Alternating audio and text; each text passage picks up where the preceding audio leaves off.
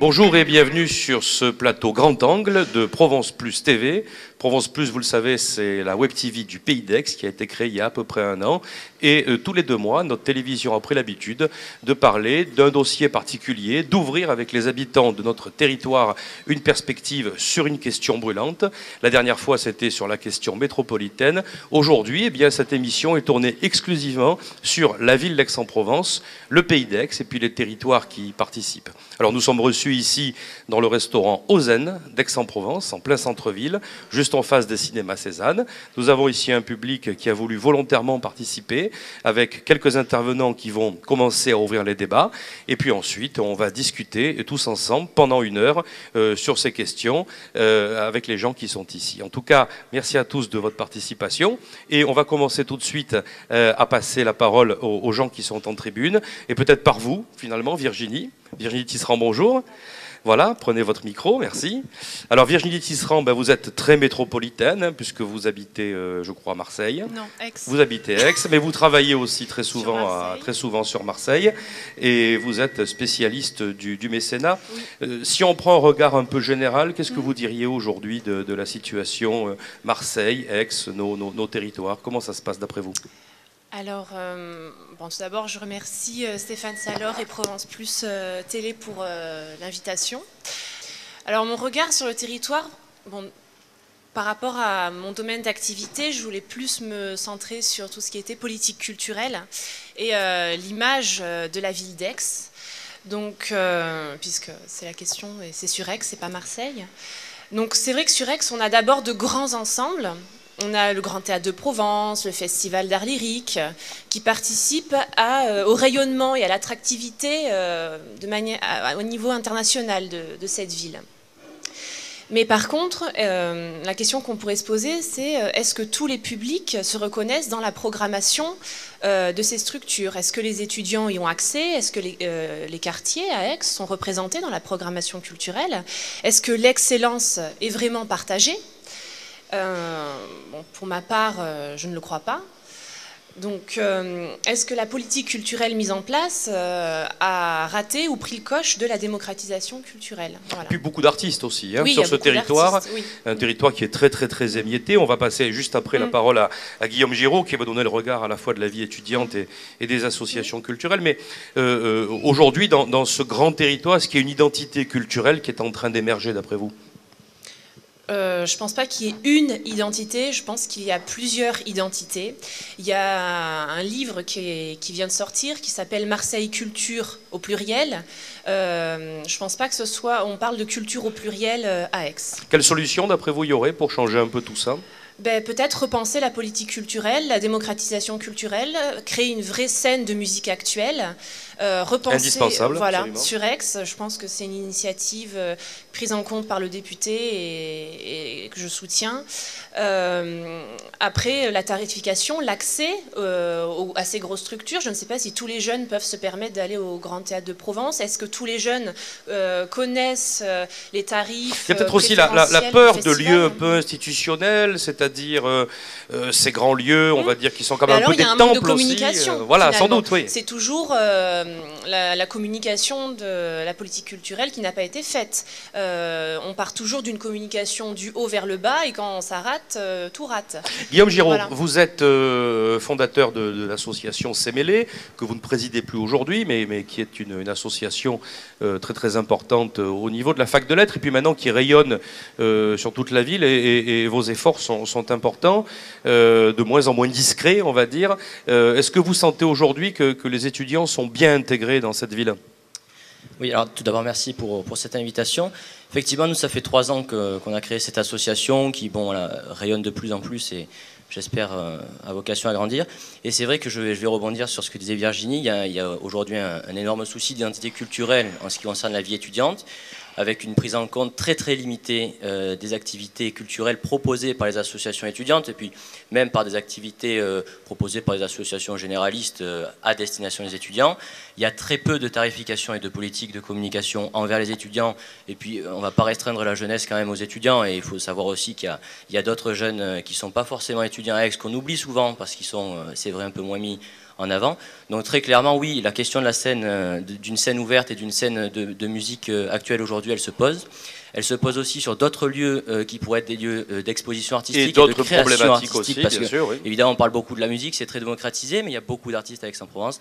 Et je crois que l'identité culturelle qui manque, et peut-être aussi le manque de développement de talents et d'artistes, il vient de là, c'est-à-dire qu'ils sont obligés d'aller vers des scènes qui sont davantage marseillaises, davantage ouvertes, parfois même plus loin. Donc moi je crois qu'il faut vraiment créer des lieux d'échange et de partage entre un public qu'il faut sensibiliser bien évidemment, et puis les talents qui naissent ici.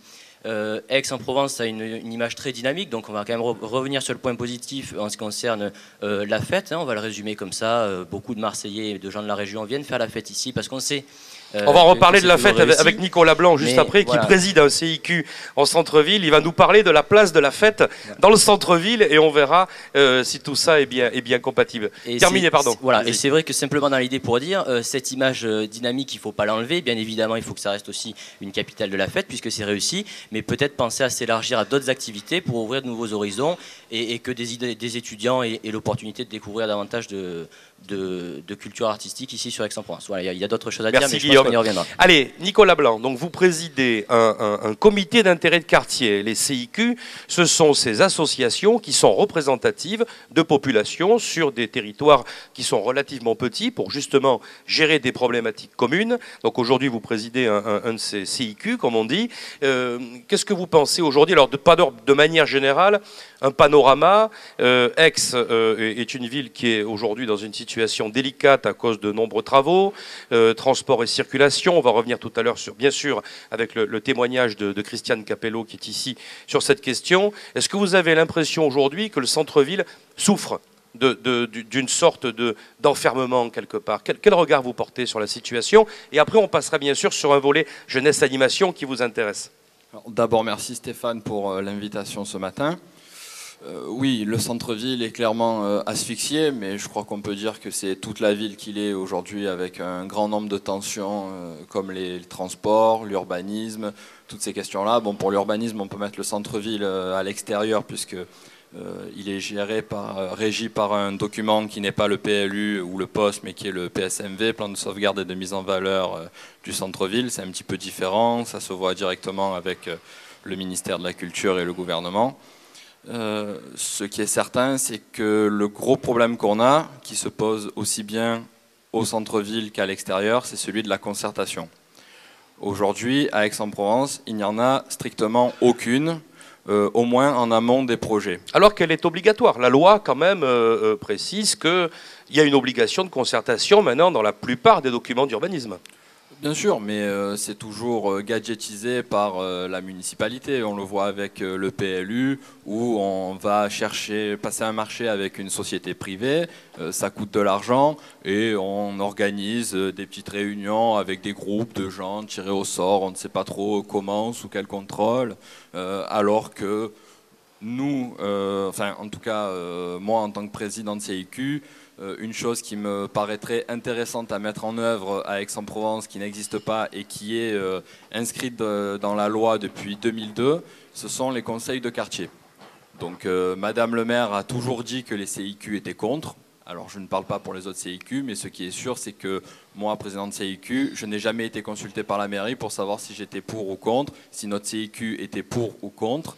Donc je ne sais pas trop. Alors que la plus grande partie des grandes villes françaises ont aujourd'hui ce type d'organisation en termes de conseils de quartier. Il y a pas mal de villes où ça fonctionne très bien. On pourrait parler de Lyon, de Dijon.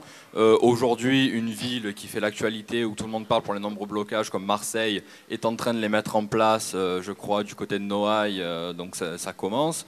Et sur Aix, on a un blocage de la municipalité, alors que la loi est très claire. La loi de 2002 dit que dans les communes de 80 000 habitants et plus, on doit instaurer un conseil de quartier dans chaque mairie de secteur, chaque mairie annexe. Madame Joissin dit que dans la loi, ce n'est pas obligatoire. Or, l'alinéa suivant dans la loi dit clairement que c'est facultatif pour les villes de moins de 80 000 habitants. Donc introduit cette notion comme quoi c'est facultatif. Si on l'introduit pour les communes de moins de 80 000 habitants, ça veut dire que pour celles de 80 000 habitants et plus, il n'y a pas cette notion comme quoi c'est facultatif. Alors, pour être positif, vous diriez, 1, appliquer la loi telle qu'elle est écrite aujourd'hui. En matière culturelle, créer de l'espace pour redonner, on va dire, un dynamisme à l'activité culturelle de la jeunesse. Dernière question, Nicolas Blanc. Jeunesse et centre-ville font-ils bon ménage? La question est claire et elle se pose en permanence. Alors c'est un petit peu compliqué. C'est vrai que parfois on peut comprendre des gens qui sont excédés dans le centre-ville. Il y a de très grosses tensions. Par exemple le Forum des quarts d'heure ou la rue de la Verrerie qui concentre un nombre de nuisances très importantes. Après, c'est vrai qu'on a des réactions parfois un petit peu réactionnaires contre les étudiants, contre le manque de civisme. Mais après, peut-être que si on se mettait au travail pour faire discuter tout le monde et essayer un petit peu d'améliorer les choses par une meilleure concertation, par le fait de mettre tous les publics autour de la table, l'ensemble des usagers, l'ensemble des flux, puisque c'est le terme préféré de Madame Joassin pour expliquer le fonctionnement du centre-ville. Bon, je connais bien le sujet, j'ai été président et même fondateur d'un syndicat d'étudiants sur l'Académie d'Aix-Marseille lorsque j'étais étudiant. Aujourd'hui, il n'y a pas de discussion, mais même on ferait comme si les étudiants étaient juste des tiroirs-caisses, c'est-à-dire des gens qui... Alors, ce que vous dites, c'est important. Rappelons qu'Aix, il y a 10 ans, avait 45 000 étudiants, qu'il n'y en a plus que 42 000 aujourd'hui. Donc une partie très forte de notre richesse est en train aujourd'hui de se détruire. On ne sait peut-être pas les accueillir. La ville est chère également. On va revenir tout à l'heure sur ces problématiques d'aménagement avec Jean-Louis Urbain, mais qui nous parlera aussi de cette question de confiance de la société civile en tant que vice-président du Conseil de développement. Alors Nacera, la ville, c'est pas que le centre. C'est aussi nos territoires qui sont autour, nos quartiers, comme on dit. Et vous habitez, vous travaillez, vous faites de l'insertion aussi, vous êtes styliste avec votre association Les Perséides, dans un quartier qui s'appelle Encagnane, qui est un quartier qui est un peu plus loin que le centre-ville, mais qui est un quartier important, avec à peu près 10 000 habitants. Aujourd'hui, qu'est-ce que vous diriez de votre quartier dans, on va dire, la vie d'ensemble de la ville ? Alors, tout d'abord, merci déjà aussi pour cette invitation, Stéphane. Alors, le quartier d'Encagnane, notre association, déjà, les Perséides, est un opérateur culturel sur la ville. Voilà. Donc, elle ne travaille pas que sur les quartiers prioritaires ou populaires. Hein. Pour nous, donc on travaille via le textile. On fait des ponts aussi vers tout ce qui est culturel. Et nous avons comme partenaire, pour nous, l'excellence. Des partenaires qui sont, pour nous, qui représentent l'excellence, comme le Festival d'Art Lyrique, le Théâtre du Jeu de Paume. Puis vous avez des soutiens de fondations, etc. aussi, à ce que j'ai vu. On vous aide un petit peu de l'extérieur d'Aix ? À l'extérieur d'Aix, oui, on a des soutiens. Oui. À l'extérieur, oui, on a des soutiens au niveau national. C'est intéressant qu'une structure associative comme vous, de quartier aixoise, ait quand même un rayonnement qui dépasse la ville aussi, c'est bien. En fait, on s'est servi au départ de notre ligne de vêtements parce qu'on est styliste et qu'on est connu en dehors d'Aix-en-Provence. On est vendu sur Paris, on est vendu au Moyen-Orient, on est vendu en Europe. Et c'est vrai que notre atelier étant dans un quartier populaire, on s'est dit pourquoi aussi ne pas aider ces jeunes qui sont dans ces quartiers à aller vers ces métiers-là. Au départ, c'était le postulat. C'est pour ça qu'on a créé cette association Les Perséides. Et c'est vrai que de travailler, d'avoir une fonction, d'avoir une activité commerciale à côté dans la mode, dans le moyen de gamme et haut de gamme, et de travailler dans des quartiers, c'est pas toujours bien vu, c'est pas toujours compris, parce qu'on se dit pourquoi on vient travailler dans les quartiers, pourquoi comme s'il y avait quelque chose derrière de caché. Voilà. Tout à fait. Et donc, c'est vrai que cette association a travaillé sur le quartier, et notamment depuis 2007, sans soutien évidemment de la municipalité. Et la ville est venue nous récupérer, entre guillemets, 2 ans plus tard, quand elle a vu qu'on travaillait sur tout le territoire. Donc, et puis qu'elle a vu aussi que les gens étaient demandeurs. Parlez-nous un peu d'Encagnane quand même. Alors, vous êtes vraiment de ce secteur-là, vous l'aimez beaucoup. Et aujourd'hui, vous avez pris une initiative qui est quand même assez remarquable. Tout à l'heure, Nicolas Blanc nous parlait d'un défaut de concertation. Vous-même avez pris une initiative, je dirais, citoyenne. Allez-y. Décrivez-nous là. Alors, pour nous, Encagnane n'est pas un quartier... c'est un quartier populaire, mais pour nous, on est dans le prolongement du Cours Mirabeau. On est d'accord. C'est pas quelque chose qui est complètement décloisonné. On a pris l'initiative avec des habitants de monter une structure qui s'appelle l'atelier urbain. Donc l'atelier urbain aujourd'hui dans Cagnan notamment. On a pris l'initiative il y a plus de 8 mois. Donc c'est une association citoyenne qui concerte, qui se concerte. C'est tous les mois. Tous les mois, nous avons des rendez-vous tous les mois où on parle de l'urbanisme. Parce que pour nous, ce n'est pas que des spécialistes aussi qui peuvent en parler. Voilà, ne pas confisquer les grands dossiers structurels. Donc c'est très très important. Je crois que c'est une initiative d'abord qui est très nouvelle, parce qu'elle d'abord elle est populaire, elle est portée par vous au cœur d'un quartier. Et le but, c'est effectivement de partager un processus de décision, puis une réflexion sur la forme de la ville. Quelle forme pour notre ville demain ? Et les premiers retours, alors quels sont-ils ? Les premiers retours, en fait, nous, on s'est rendu compte qu'il y a 2 immeubles qui sont près de l'atelier où la plupart, la majorité, c'est même pas la plupart, la majorité ont demandé depuis une dizaine d'années de déménager. Ils veulent plus habiter sur Ancagnan à cause de la violence, à cause de dégradation. Alors, délinquance réelle, délinquance ressentie, voilà. Des citoyens et des habitants de plus en plus vigilants. Oui. Bernard Gasquet, on parlait d'insertion avec Nacera. Vous avez, vous, une carrière à la fois administrative, professionnelle du sport, directeur technique national, et puis aussi un autre aspect de votre positionnement, vous êtes un spécialiste de l'insertion par le sport et de la réflexion sur les équipements sportifs. Et en préparant cette émission, vous avez un diagnostic que vous allez nous révéler dans quelques secondes. Le tout est bien sûr que la réflexion des uns et des autres soit compatible, même s'il y a des éléments qui peuvent paraître contradictoires. Une ville avance finalement pour tout le monde, ou elle finit par avancer pour personne. On pourra peut-être parler aussi de la place des handicapés dans la ville d'Aix, c'est un énorme souci. Bernard Gasquet, le sport aujourd'hui, quelle place il tient dans cette ville, quelle place il pourrait ou il devrait tenir ? Déjà, il a une place dans ce débat, merci à Provence Plus Télé de la lui faire.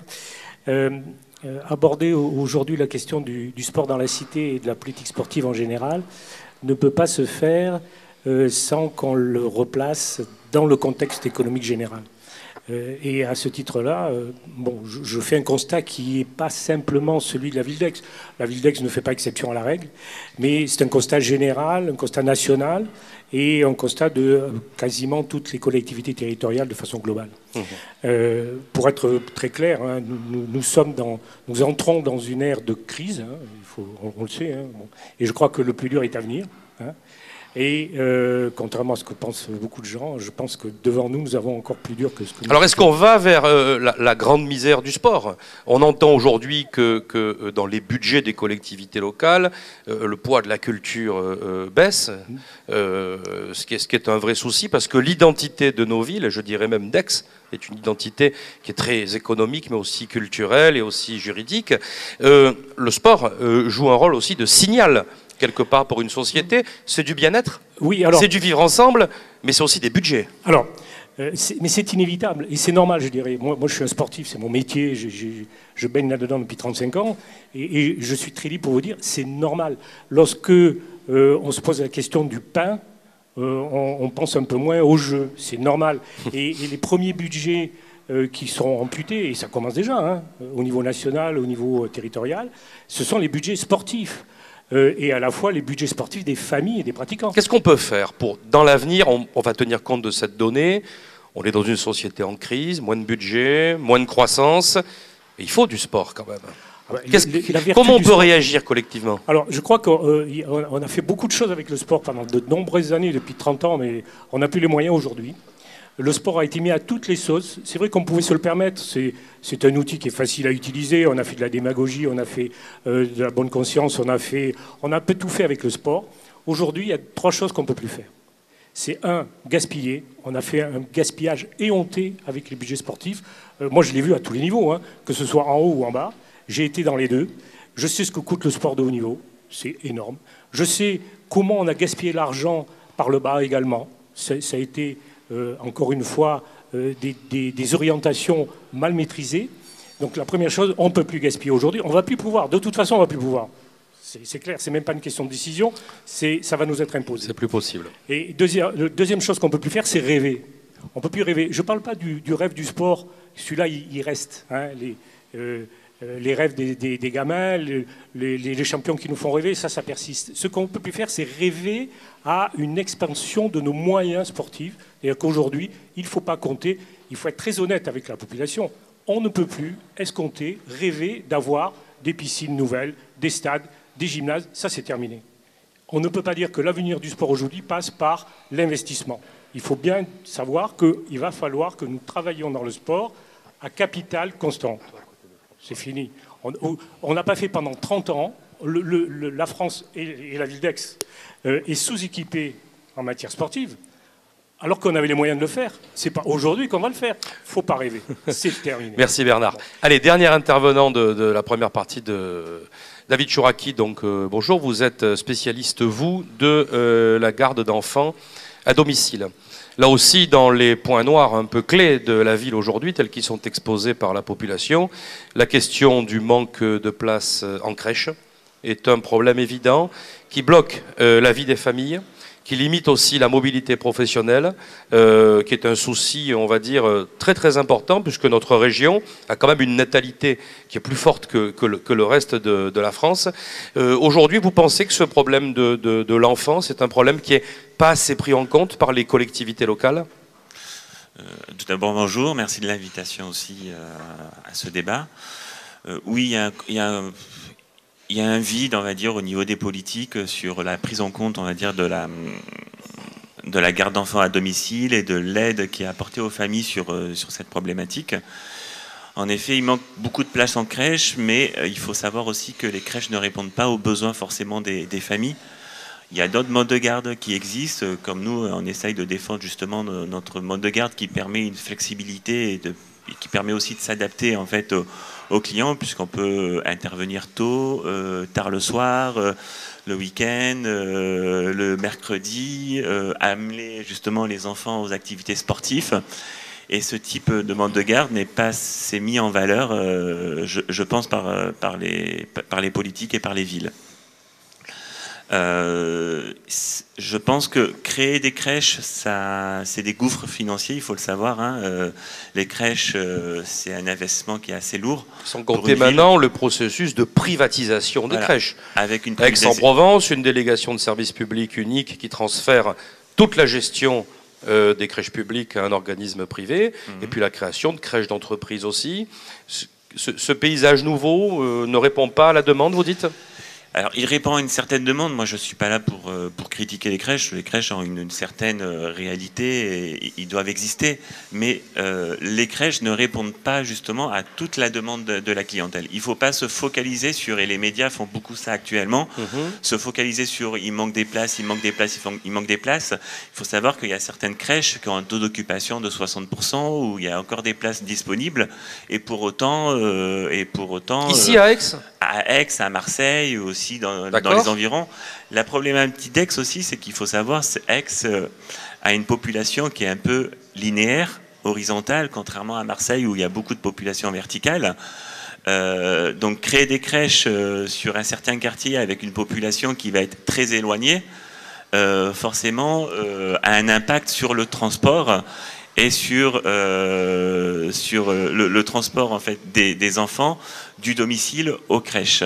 On en parlait justement du transport et du fait que les transports sont pas adaptés à la réalité sur Aix. Nous, on a le cas réel en entreprise d'intervenantes qui doivent aller chercher des fois les enfants à l'école et qui ne peuvent pas les ramener au domicile parce que y a des grèves de transport, parce que il n'y a pas de bus sur les localités. Toutes nos problématiques se retrouvent. Toutes les problématiques se retrouvent justement avec la garde d'enfants, avec des problématiques aussi au niveau de la jeunesse, puisqu'on emploie beaucoup de jeunes issus de l'université pour financer leurs études, pour faire en sorte qu'ils puissent dépenser aussi au niveau des commerçants. Et cette manque de communication, on va dire, au niveau du travail qu'on essaye de faire et de la visibilité qu'on essaye de donner au niveau de la population n'est pas prise à sa juste valeur, je pense. Allez, merci pour cette première tournée. On va dire, je vais donner maintenant la parole à Jean-Louis Urbain. Jean-Louis Urbain, c'est le vice-président du Conseil de développement. Le Conseil de développement, c'est cette instance, là aussi, voulue par la loi de société civile, qui est là pour regarder les politiques publiques du territoire, on va dire, dans leur transversalité. Jean-Louis Urbain, vous êtes spécialiste de l'aménagement, vous êtes spécialiste aussi des finances publiques. On a parlé de nombreuses contraintes ici, mais aussi d'attentes et d'espoir. Est-ce qu'aujourd'hui, notre territoire est en situation de répondre à cet élan, à cette demande de la société civile, d'après vous? Alors, qu'est-ce qui bloque, puisque c'est le thème de nos échanges? Ce que j'ai ressenti dans les témoignages de tous ceux qui sont succédés avant moi, c'est que cette ville et son territoire ont besoin de ce que j'appelle en jargon d'aménagement, de retricotage. Ça veut dire que ça soit le centre-ville, ou que ça soit les quartiers périphériques, ou le territoire de la ville d'Aix, qui est immense, où il y a, je rappelle, des territoires agricoles, il y a des territoires forestiers, eh bien cette ville a besoin d'être retricotée, c'est-à-dire d'être repensée, réfléchie, avec des pôles de vie, etc. Tout le centre-ville n'est pas l'image complète de la ville d'Aix. Ça veut dire qu'il y a un grand décalage entre ce que les uns et les autres ressentent comme étant l'image de la ville d'Aix et l'image qu'en ont ses habitants. Alors j'allais dire, si on regarde de l'extérieur, c'est presque la ville préférée des Français, la Provence, Aix-en-Provence au milieu de la Provence, et puis quand on vient ici, ben on se rend compte qu'on passe finalement du miracle au mirage. Hein. Alors c'est juste et c'est injuste. C'est vrai qu'il ne faut pas non plus exagérer, il y a quand même un cadre de vie élargi, exceptionnel dans le pays d'Aix. Le problème, c'est que tout le monde n'en bénéficie pas de la même façon. Et je pense qu'aujourd'hui, c'est une ville en partage qu'il faut construire, ne pas simplement la réserver au niveau de ces grandes images à une certaine élite, mais il ne faut pas oublier qu'à Aix-en-Provence, comme à Marseille, il y a des quartiers en difficulté, il y a du chômage, il y a des gens qui sont sur des contrats à durée déterminée, il y a des étudiants qui sont en difficulté pour payer leurs études, etc. etc. Donc l'image un peu bisounours d'Aix-en-Provence n'est pas la réalité. Alors quand je reparle de retricotage, moi je suis très content du témoignage qui vient d'être donné sur le quartier d'Ancagnane, c'est que effectivement il faut multiplier les initiatives de concertation, il faut multiplier des initiatives de co-construction d'un certain nombre de projets de quartiers, etc. Et il faut les intégrer dans un vrai projet de ville. Alors le deuxième point, ce qui manque à Aix-en-Provence, c'est une véritable vision de la ville. Alors je ne parle même pas du PLU, parce que ça serait...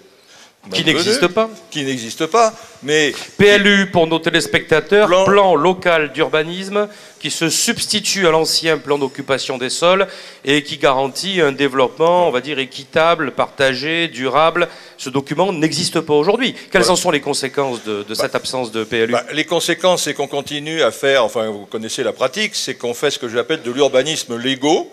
Ça veut dire qu'on prend des briques foncières et on installe des immeubles les uns à côté des autres. On ne réfléchit pas à ce que devient le quartier, qu'à voir ce qui se passe sur le pont de l'Arc avec la Gracie, etc. Donc on voit bien qu'il n'y a pas de vision globale. Qui porte une vision globale du pays d'Aix en dehors d'images papier glacé, reportages dans les hebdomadaires nationaux? Qui porte la vraie vision? D'abord, c'est à la population de la porter, puis après, à peut-être une nouvelle génération d'élus. Deuxièmement, quel est le projet de territoire pour Aix-en-Provence et son rapport avec son territoire périphérique? Ce qui pose le problème des quartiers comme la Durane, est-ce que c'est Aix-en-Provence ou est-ce que c'est... On a un habitant de la Durane ici qui va nous en dire un petit mot tout à l'heure, justement. Est-ce que c'est Aix-en-Provence ou c'est une autre ville? Il y en a qui parlent de concept de ville nouvelle autour de la Durane, ce qui est quand même un peu paradoxal. On sait ce que sont devenues les villes nouvelles. Hein. Voilà. Et puis le dernier point sur lequel je voulais insister, dans le terme de retricotage, c'est que moi je rêve d'une ville de quartier sans voiture, c'est-à-dire sans être obligé, sans arrêt, pour vivre au quotidien, de prendre sa voiture pour aller au centre commercial, etc. Donc ça veut dire que c'est pas la peine d'avoir des grandes... Vous vous rendez compte que Aix, a reçu un prix. Alors ça, j'étais très, très surpris. A reçu un prix sur ses initiatives en matière de voitures électriques. Bon, moi je veux bien, c'est une plaisanterie. C'est que de la com. Bon, alors il y a quelques prises dans les parkings, d'après ce que j'ai vu, mais il faut que, et là on a besoin de tous les habitants qu'on réfléchisse à une nouvelle organisation, de façon que la voiture devienne le moyen de transport que l'on prend quand on a vraiment besoin de se déplacer, et que tout le reste puisse se faire avec des transports en commun organisés, pas désorganisés comme aujourd'hui, avec des services de proximité dans tous les quartiers. Alors je dis pas qu'il faut un bureau de poste à 50 mètres de chaque immeuble, mais enfin il faut réfléchir à tout ça, et il faut ce que j'appelle retricoter notre ville pour que la qualité de vie réelle des habitants soit améliorée. Et puis l'autre pendant, c'est le rapport d'Aix-en-Provence avec son territoire, absolument, avec ses grandes zones d'activité, avec les villages aussi qui sont autour. On a ici des habitants de Gréasque, de Puy-Loubier, qui nous diront un mot tout à l'heure, justement sur le ressenti qu'ils ont, puisqu'ils travaillent, ils vivent aussi très souvent à Aix. Il ne suffit pas de dire qu'il y a la CPA, là, donc la communauté d'agglo, il ne suffit pas de dire qu'on partage le produit de l'ex-taxe professionnelle, il faut retricoter aussi le territoire du pays d'Aix. Et puis je terminerai en disant il faut l'inscrire aussi dans un projet de métropole dynamique, parce que finalement, nous sommes à la fois des habitants du pays d'Aix, mais des citoyens de la métropole.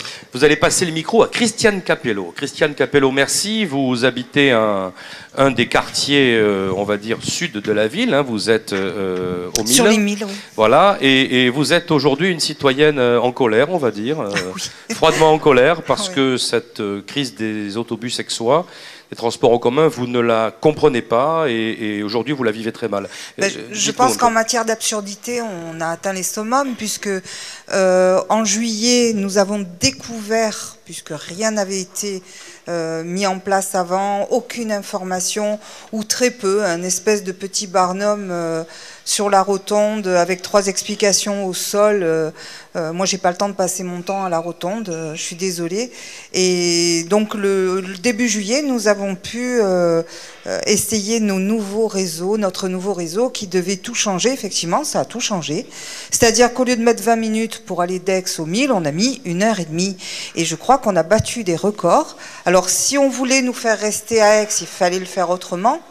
Là, je crois que nous revenons, ceux qui ont des voitures reviennent à la voiture. Absolument. Moi, la première. Parce qu'il n'est pas question que je paye le même tarif pour un bus qui passait toutes les 10 minutes et d'un coup changer pour un bus qui passe toutes les 30 minutes. Mais entre-temps, quand même, il y a eu une modification de réseau. C'est-à-dire, au bout de quelques temps, quand Aix-en-Bus, pour ne pas le citer, s'est rendu compte qu'il y avait un truc qui n'allait pas et que des réunions étaient faites justement avec les quartiers pour voir pourquoi les gens n'étaient pas contents, parce qu'ils n'ont pas compris que 1h30 pour rentrer chez soi, c'était quand même moins satisfaisant que 20 minutes, il a fallu leur expliquer. Et en plus, il y a des gens qui travaillent avec ça, je veux dire, il y a des gens qui n'ont pas de véhicule. On s'est retrouvés donc face à des personnes qui ont dit « Ah oui, oui, on vous comprend parfaitement, on va redessiner le réseau, ne vous inquiétez pas ». Donc on s'est retrouvé effectivement avec un réseau qui est modifié, qui n'est pas mieux parce qu'on demande maintenant aux chauffeurs de faire des circuits. Ils ont 40 minutes pour faire un circuit qu'on ne peut pas faire en 40 minutes en voiture, par exemple. C'est ce qu'ils exprimaient dans le cadre de mouvements de grève, ce que nous avons compris, c'est ça? Parfaitement. Oui. Puis en plus, il faut savoir que à la décharge des chauffeurs, ils se sont quand même fait disputer pendant des mois et des semaines parce qu'ils ont été la cible des usagers en colère sans que personne ne soit là pour expliquer. Moi, j'ai vu une petite, au bout de le 2e jour de changement, une jeune fille qui était en larmes dans le bus parce qu'elle ne savait pas où elle allait, alors qu'elle avait un rendez-vous pour son emploi. Alors vous nous avez dit aussi en préparant cette émission que vous avez des témoignages de gens qui ont perdu leur emploi à cause de ces changements de bus. Et puis aussi des étudiants qui ont loupé des examens, c'est quand même... Voilà, il y a des étudiants qui ont loupé des examens. Il y a un des étudiants qui a porté plainte d'ailleurs, parce qu'il trouve inadmissible qu'à cause des transports en commun, il n'ait pas pu assister aux examens, et c'est parfaitement légitime. Il y a une pétition aussi, qui circulent parce que on doit savoir que les gens ne sont pas contents. Voilà, c'est pas une question de dire on veut un taxi comme certains ont prétendu en disant chacun veut un bus en bas de chez soi, pas du tout. L'ancien réseau fonctionnait parfaitement. Il y avait certainement des améliorations à faire et en particulier du côté de la Durane, du côté des quartiers justement qui étaient mal desservis. Il se trouve que là actuellement quand on voit le réseau, quand on voit la fréquence de passage, il y a quand même des quartiers qui ont un bus toutes les 50 minutes. Mais je veux dire, ou 70 minutes, j'ai même vu en heure creuse. Alors parce que maintenant nous sommes comme avec les... Voilà, ça réenclave certains quartiers, absolument. Ah mais c'est complètement, je veux dire, à la Durane, les pauvres, je me demande vraiment comment ils font parce que nous au Mille, nous avons 3 bus qui nous emmènent évidemment là où on ne veut pas aller parce que ça ne nous intéresse pas, vous voyez, d'aller au... Enfin je sais pas, c'est toute une question de logique. Autrement dit, d'après vous, et vous rejoignez je crois une partie de ce qui s'est dit avant, il ne peut plus y avoir dans une grande ville de changement sans une vraie concertation, même si elle prend du temps. C'est ça, c'est-à-dire que évidemment, on ne peut pas prendre en compte chaque personne, parce que sinon ce serait trop compliqué. Il ne faut pas perdre de vue que ce sont des transports en commun. Mais au moins le respect de prévenir des changements. Vous allez passer la parole à votre voisine, donc Jade Escoffier, vous êtes chef d'entreprise, vous êtes spécialisé dans le domaine du luxe. Et vous êtes lié, on va dire, à un public international qui a un certain nombre d'exigences en regardant notre territoire. Est-ce que vous pensez qu'aujourd'hui, notre territoire est capable de continuer à séduire, on va dire, dans un rayonnement beaucoup plus large, avec finalement tous les contacts que vous avez à ce sujet? Quand on parle d'Aix-en-Provence, on pense beaucoup au luxe. Il y a énormément de gens qui veulent venir visiter ce territoire parce que ça représente une image absolument... féerique. Le sud de la Provence, c'est quand même pour le monde entier quelque chose qui est à visiter. Et effectivement, quand on doit organiser des visites, de la circulation dans ce territoire, ça devient tout de suite assez problématique. Moi, j'ai des clients qui, heureusement, peuvent se permettre des transports très particuliers, mais malheureusement, ce n'est pas le cas de tout le monde. Mais au regard de ça, on se rend compte qu'effectivement, on peut se retrouver très rapidement bloqué dans certaines situations parce qu'il y a trop de monde. C'est pas bien desservi, c'est pas bien indiqué. Donc ça devient toujours assez stressant quand on doit organiser quelque chose. Je pense qu'aujourd'hui, il faut vraiment qu'on se prenne par la main et à la limite qu'on ferme carrément la discussion à certaines choses qu'on a eu l'habitude d'avoir jusqu'à présent et qu'on se dise ah ben on va y aller. Merci. On va passer la parole à Youssef Majour qui habite justement la Durane, ce quartier dont on parle beaucoup. C'est un quartier qui est juste à côté du pôle d'activité d'Aix-les-Milles et qui prolonge la ville d'Aix, en gros vers Vitrolles. C'est un urbanisme, on va dire, volontaire, genre un peu ce que disait tout à l'heure Monsieur Urbain, Ville Nouvelle. Alors vous avez fait le choix non seulement d'y habiter, mais d'être propriétaire, c'est-à-dire de vous inscrire durablement dans ce territoire. Vous êtes cadre dans une entreprise de haute technologie. Quel regard portez-vous sur votre quartier et son lien à la ville d'Aix ? Alors, merci Stéphane. Alors, on entend beaucoup de choses là par rapport aux infrastructures essentiellement à Aix-en-Provence et à la concertation. Alors, moi j'habite à la Durane. J'aime beaucoup mon quartier. Alors, je suis un jeune cadre en entreprise, donc c'est un petit peu la population de la Durane. Mais c'est vrai, je constate qu'on a beaucoup de difficultés à se déplacer en transport en commun. Et j'ai été obligé de prendre ma voiture ce matin, de tourner une demi-heure à Aix-en-Provence pour trouver une place de parking et d'arriver à ce débat tout simplement. Donc je suis également chef d'entreprise et moi j'ai peur sincèrement parce que nos infrastructures ne sont pas adaptées à la ville. On a créé un quartier qui s'appelle la Durane, qui est un éco-quartier et qui est une mini Silicon Valley où justement il y a pas mal d'entreprises. Le problème c'est qu'on est très très mal desservi. Et que malgré le fait qu'on ait, alors je rejoins ce que madame disait, malgré le fait qu'on ait un aéroport qui est quand même un avantage phénoménal, et la gare, et une gare TGV qui est également un avantage, on n'a pas les infrastructures à la hauteur de nos ambitions. Et pour faire venir des chefs d'entreprise, alors là on va parler d'économie, mais pour faire venir des chefs d'entreprise, pour créer de l'emploi et pas perdre son emploi, il faut pouvoir se déplacer, il faut pouvoir rendre le territoire attractif. Et le souci, c'est qu'aujourd'hui, il y a quand même un certain abandon à la Durane, qui est coupé en deux, parce qu'il y a la Durane du haut et la Durane du bas. Pour se rendre de la Durane du haut à la Durane du bas, il faut une demi-heure de bus. Et ensuite, pour se rendre au centre-ville, il faut une demi-heure de bus. Pour après retourner à l'aéroport, il faut une heure de bus. On n'en sort pas. Bon, bref, c'est pas pratique.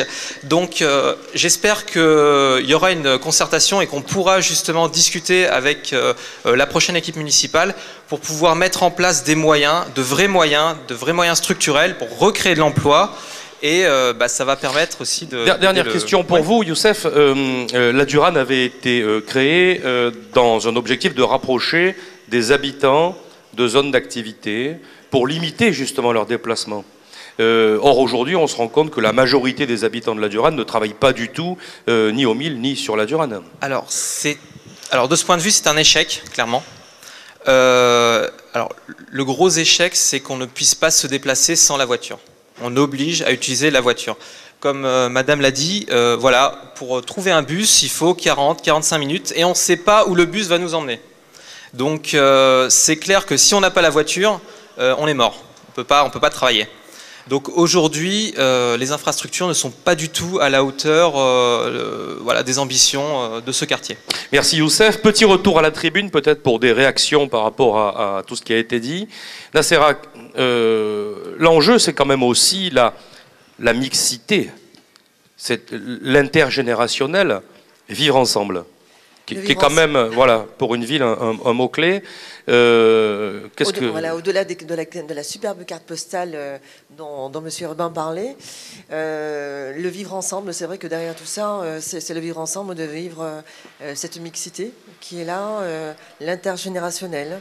Et c'est vrai que cette idée aussi que Jean-Louis Urbain disait de rêver cette ville, rêver notre ville aujourd'hui, au-delà de tous ces transports, comment rêver notre ville aujourd'hui, au-delà de tous ces quartiers, j'entends bien aussi même le centre-ville, hein, sans voiture. Sans voiture, voilà. Comment on peut rêver ça? Je fais juste un point, je reviens sur nos... C'est la tendance, sans voiture au niveau mondial, oui. Mais ici, dans cette agglomération, je parle sous le contrôle de Jean-Louis Urbain, c'est de plus en plus de voitures. On est quand même la seule agglomération française qui perd du transport en commun au profit du transport en voiture.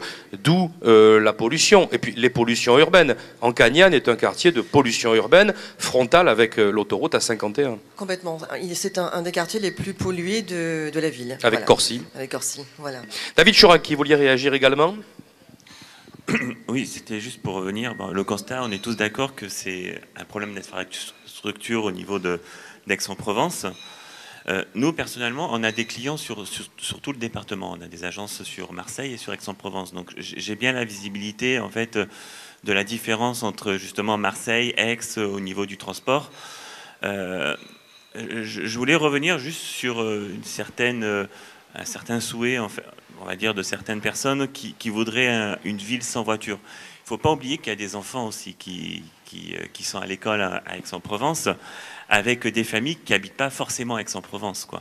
Nous, on a beaucoup de clients qui nous demandent, il nous faut une personne véhiculée pour aller récupérer nos enfants, tout simplement, parce qu'il y a des problèmes de transport, il y a des problèmes, on n'a pas de possibilité de faire autrement, et donc il nous faut une personne véhiculée pour récupérer mon fils de 3 ans, de 4 ans, de 5 ans, de le ramener, de le prendre en charge jusqu'à notre retour au domicile. Donc rêver d'une ville sans voiture avant de régler les problèmes d'infrastructure, je pense que c'est dangereux aussi pour... c'est dangereux pour... C'est très clair que l'un précède l'autre. Voiture, je pense. Avant de passer la parole à une mère de famille qui est là, qui est Julie Assanti, qui est venue justement avec ses enfants, peut-être François-Xavier de Peretti, un regard un peu horizontal sur tout ce qui a été dit. Donc vous êtes conseiller municipal de cette ville depuis même quelques années. Vous êtes au cœur d'une réflexion sur tous les sujets qui nous animent aujourd'hui. Qu'est-ce que vous en diriez aujourd'hui de ce thème, ceux qui coincent à Aix? Alors, qu'est-ce qui coince à Aix? Bon, je ne vais pas y aller par 4 chemins. La ville d'Aix et la communauté du Pays d'Aix dépensent annuellement près de 800 millions d'euros de budget. Je ne sais pas si vous voyez ce que ça représente.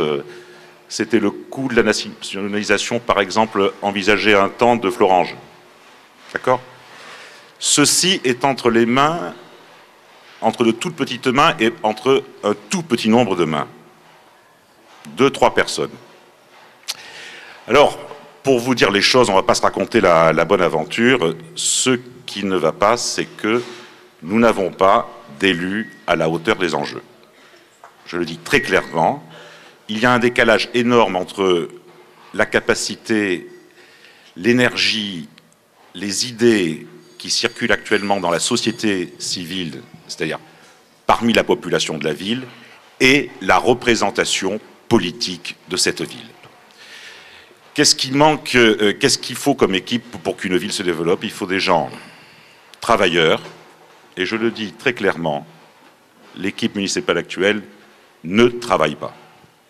Il faut des gens compétents, et là encore, le bât blesse.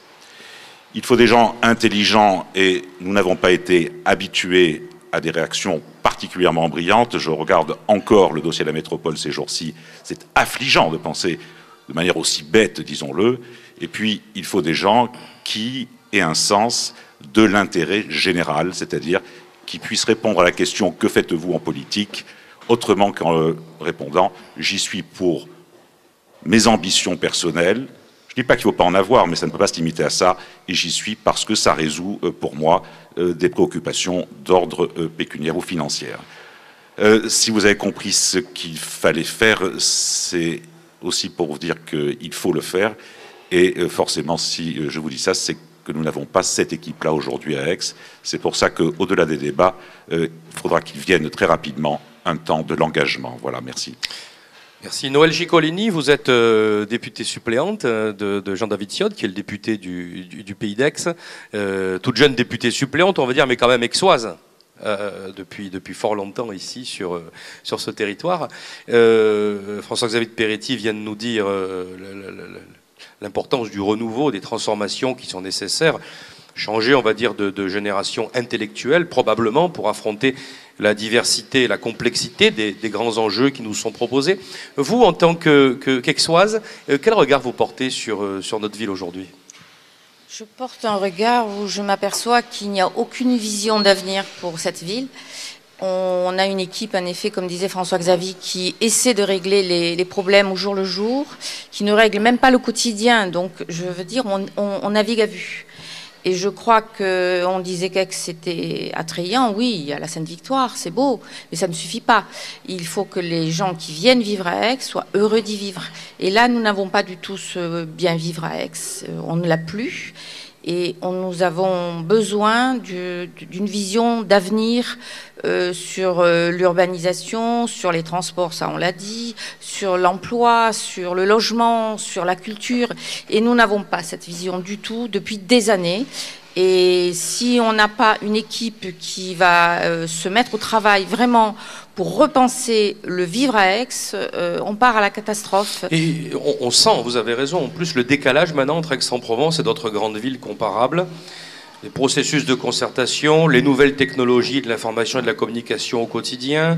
Moi, je vais même jusqu'à parler de la manière dont les feux rouges sont réglés, parce qu'ils créent vraiment des bouchons factices à des heures de la journée où il n'y a quasiment pas de circulation. On commence à être décalé, non, au niveau. Oui, mais c'est ce que je dis, c'est qu'on n'a pas la vision, mais on n'a même pas le quotidien.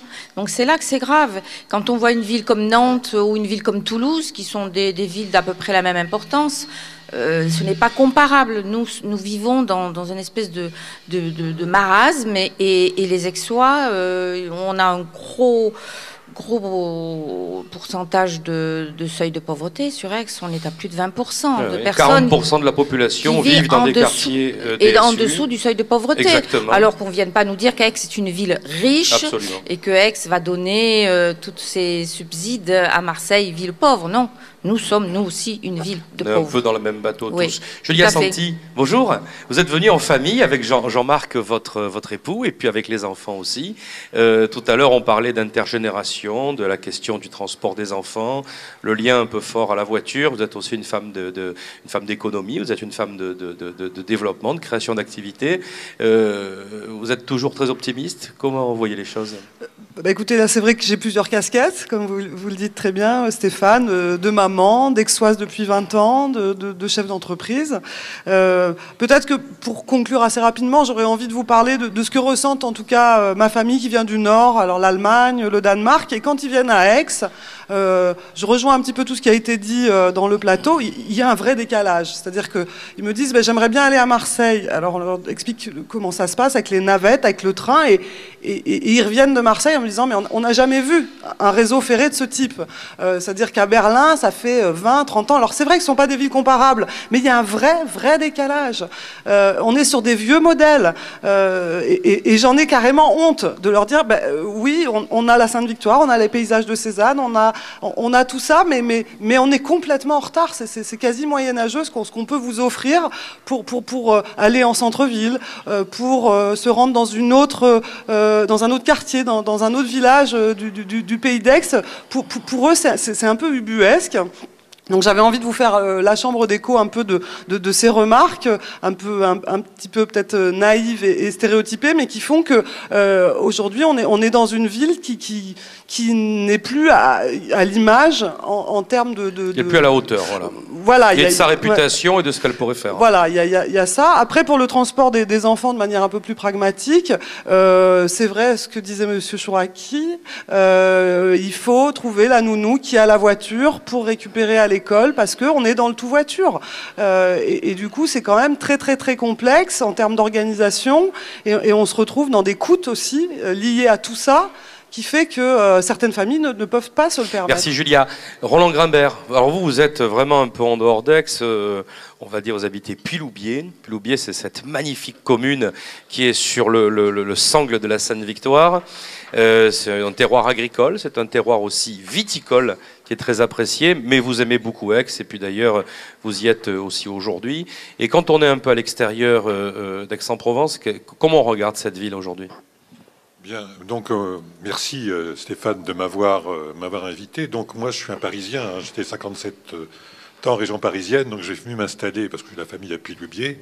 Donc j'ai fait un choix de vie, j'aurais pu prendre la paix de ma femme, déguster des huîtres, j'ai préféré boire effectivement, participer du vin. Bien, donc je vois ça, moi c'est très pratique, hein, parce qu'on a un bus toutes les heures qui passe en semaine. Donc on peut s'y rendre, je peux aller au cinéma, mais par contre le soir, je suis confronté aussi à la voiture. Et quand je prends la voiture, je suis confronté comme tout le monde à des embouteillages dans Aix pour rejoindre des parkings, etc. Donc, si vous voulez, nous à Puy-Loubier, j'ai l'impression, quand j'écoute tout le monde, on s'y plaît parce qu'on a une faible fiscalité. Donc ça, c'est aussi un argument de certains d'y vivre. Mais quand on s'installe à Puy-Loubier aussi, moi qui suis un petit peu voyageur, on a effectivement l'aéroport et puis la gare TGV qui sont à moins de 40 minutes chacune et on peut y aller très rapidement. Donc Aix-en-Provence, il y a une activité culturelle, comme on le disait tout à l'heure, qui est importante, qui ne correspond pas forcément aux souhaits de chacun, parce qu'on n'en voit pas toujours... l'intérêt personnel. Sur le domaine sportif, parce que moi j'étais aussi élu en région parisienne, comme je vous le disais tout à l'heure, j'étais aussi adjoint au sport pendant 3 mandats et aux finances pendant 2 mandats, donc je connais bien ces aspects-là et je vous rejoins tout à fait. Moi j'avais déjà, quand j'ai quitté Chili Mazarin il y a 6 ans maintenant, j'avais dit à mes successeurs, les temps vont être difficiles, qu'on ne peut plus construire et que moi je ne vais pas y rester pour uniquement entretenir les toitures et des installations. Donc effectivement, ça va tout à fait dans le choix. Donc le choix que j'avais fait, c'est de rendre convivial, et là c'est une proposition que je fais, des clubs sportifs, avoir des clubs house pour qu'ils puissent se réunir et avoir une convivialité entre eux. Au-delà de l'aspect financier, parce qu'effectivement le sport de haut niveau coûte cher. J'avais aussi des équipes de haut niveau, comme le judo, qui est le 4e club français. Donc en ayant des installations de convivialité, j'avais réussi à résoudre ce problème en partie, mais déjà dans avoir un noyau très actif et je pouvais agglomérer des gens différents pour avoir le même objectif. Dernière question, on vivra ensemble demain, Puy-Loubier, Aix-en-Provence, la métropole. Comment vous voyez ce grand territoire aujourd'hui, dont Noël Cicoloni et François-Xavier disaient qu'effectivement le débat est tout à fait caricaturé, mais pourtant ce sera possible. Quelles conditions d'après vous? Et chaque maire, j'ai l'impression qu'il défend son précaré en prenant pour prétexte la fiscalité qui va augmenter avec l'arrivée de Marseille et des communes qui sont dans la communauté urbaine. Donc s'ils prennent les strates d'habitants, ils vont voir qu'on va rejoindre ces strates d'habitants parce qu'on paye plus effectivement dans la communauté urbaine de Marseille et que ça va apporter plus aux contribuables depuis Loubiers. Moi personnellement, et compte tenu de ce que je sais, je suis pour la métropole. Je suis pour ce que va proposer le Branchu parce que on n'a pas avancé depuis 20 ans. Moi quand je prenais le taxi entre Marignane et Marseille, on me racontait toujours la même histoire à l'aller et au retour sur le port de Marseille. Donc pendant 20 ans, j'ai entendu ce discours. Et si je reprenais le taxi aujourd'hui, j'aurais le même discours. C'est clair. Donc j'en ai assez. Merci. Merci Roland Grimbert. On va passer la parole. On va aller de l'autre côté du Pays d'Aix maintenant. On va passer la parole à Bruno Guichard. Bruno Guichard, vous habitez Gréasque. Alors Gréasque fait partie des communes, on va dire, un peu orphelines. Et je voudrais apporter un éclairage aujourd'hui voilà, sur le côté de l'emploi à Aix-en-Provence. Et poser une question peut-être, pour commencer à poser une question sur quelle branche professionnelle aujourd'hui connaissez-vous qui s'est engagée à créer 100 000 emplois dans les 3 années à venir. Voilà, c'est un petit peu le point de départ. Il y en a une. C'est le quiz du jour. C'est le quiz du jour, voilà, tout à fait. Alors je vais apporter la réponse, bien sûr. C'est la vente directe, donc, qui est un secteur professionnel dans lequel voilà, j'œuvre depuis plus de 25 ans. À côté de mes activités salariées. Et puis aujourd'hui, c'est la branche de l'emploi la plus dynamique aux États-Unis, par exemple. Par exemple. Et de très loin. Exactement, mais même en Europe et en France, puisque en France, la branche professionnelle a créé 74 000 emplois nets dans les 2 dernières années, en 2010 et 2011. Et l'engagement de la fédération va être dépassé sur les 100 000 emplois créés en 3 ans. Un autre éclairage, c'est aussi pour dire que Aix a longtemps été un territoire vertueux en matière d'emploi. Exactement. Et que ce territoire l'est de moins en moins. Exactement. Et on voit un certain nombre d'entreprises quitter ce territoire par manque de perspectives foncières, comme le disait tout à l'heure Jean Urbain. Merci à vous, Bruno Guichard. On va passer la parole à quelqu'un qui veut nous parler un petit peu de la fac de lettres. Julien, je vous en prie, présentez-vous et on vous écoute. Oui, bonjour à tout le monde. Je suis donc étudiant en fac de lettres, en doctorat de philosophie, et je suis écrivain et peintre. Pour la métropole aixoise, je souhaite un développement harmonieux de l'éducation, c'est-à-dire une bonne répartition entre les efforts de la fac de lettres, de droit, de sciences, voilà, que ce soit de Marseille ou Aix. Alors un dernier mot rapide, cette émission touche à son terme, de la part de chacun de nos intervenants, un mot chacun qui résumerait à la fois ce que vous vouliez dire et ce que vous avez entendu aussi aujourd'hui. Bernard Gasquet. Je voudrais un peu rebondir justement sur ce que vous venez de dire. Moi, si j'avais un mot, je dirais espoir. Pas parce que je suis un optimiste, j'en suis pas un. Et parce que je sais que ce pays et cette ville présentent un potentiel énorme. On l'aime énormément, mais surtout, elle a des réelles capacités. Et il faut finalement pas grand-chose pour que tout le monde puisse en profiter. Pour faire une petite synthèse, je dirais recoudre, qu'il s'agisse du tissu urbain, du tissu social, voilà. Et puis, bien évidemment, pour être original par rapport à ce que j'ai dit au début, concertation. Retisser le lien et... Enfin, pour moi, un des mots qui est hyper important, je crois que c'est citoyenneté. Si on se sent citoyen de notre ville, on peut aussi faire passer les clivages. Il y a des conditions de la citoyenneté, voilà. L'éducation notamment, qui est un élément essentiel. Voilà. Oui, non, moi simplement mon mot, c'est d'ailleurs pour rejoindre l'UCF, c'est aussi la question de vision. On en a parlé aujourd'hui, la vision est absente. Si elle existe, en tout cas, on la connaît pas et mieux vaut pas la connaître, je crois. Et c'est vrai que c'est la vision, elle se construit à plusieurs, elle se construit avec des initiatives, ça c'est évident. Et je crois qu'elle se construit surtout loin des clivages. Et moi, ça fait quelques semaines que je suis très agacé des clivages qui existent, que ce soit sur des débats aixois, marseillais, sur des débats centre-ville, étudiants, nuisances sonores, culture élitiste, culture populaire, voire même étudiante quand c'est exagéré. Donc voilà, moi, mon mot, c'est très clairement vision et évidemment la construire à plusieurs. Voilà. Ben, moi, mon mot, ça sera un volontarisme avec un stop aux guerres politiques internes ou externes, justement pour ce que vous avez dit, défendre son précaré, défendre ses privilèges. avec une prise en compte des besoins des clients, que ce soit dans les modes de garde, aussi dans les transports. Diversité. Diversité. Donc une autre vision, une autre image, pensée plurielle, pensée démocratie. Aix, c'est Cézanne, mais c'est pas que ça. C'est pas que les allées provençales, et plus d'intégration, plus de débats citoyens et retourner au fondement de la République, res publica, la chose publique. Merci. Voilà. Je rajouterai 2 mots moi-même pour clôturer. Modernité et respect. La capacité à vivre ensemble d'un côté, et puis garder un sens de l'avenir sur un territoire qui a certes des traditions considérables, mais qui a des défis à relever pour toute sa population. Merci, mesdames, messieurs, de votre participation à ce grand angle de Provence Plus TV. On peut s'applaudir collectivement, et à la prochaine.